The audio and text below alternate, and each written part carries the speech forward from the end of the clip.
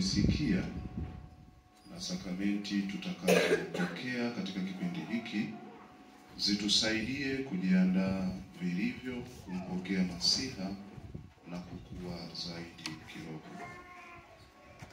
Taji hili la majilio lina umbo la duara lililotengenezwa kwa kutumia majani ya kijani yaliyounganishwa na kusukwa kiustadi, kuonesha ishara ya umilele na maisha yasiyo na mwisho yatokanayo na kuzaliwa, kuteswa, kufa msalabani na kufufuka kwake Kristo siku ya tatu.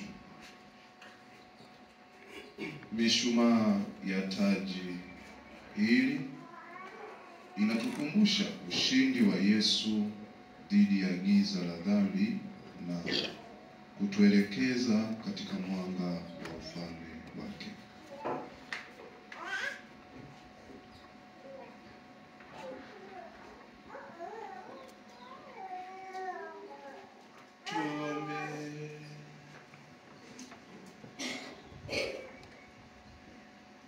Bwana Mungu wetu,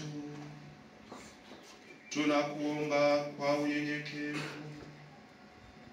ulibariki taji hili linalotukumbusha ujio wa Masiha tena na tena maishani mwetu.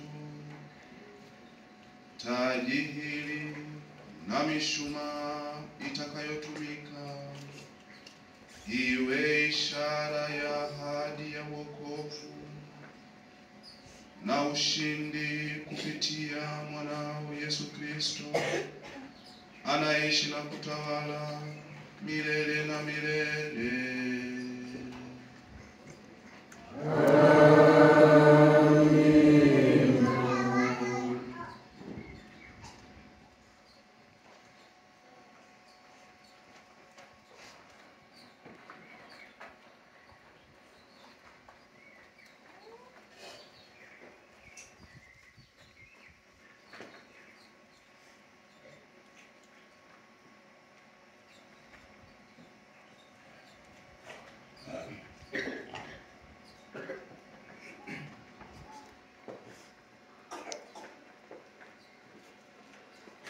Mshumaa wa kwanza tukauwasha mmoja hapa, unaitwa mshumaa wa unabii au mshumaa wa matumaini.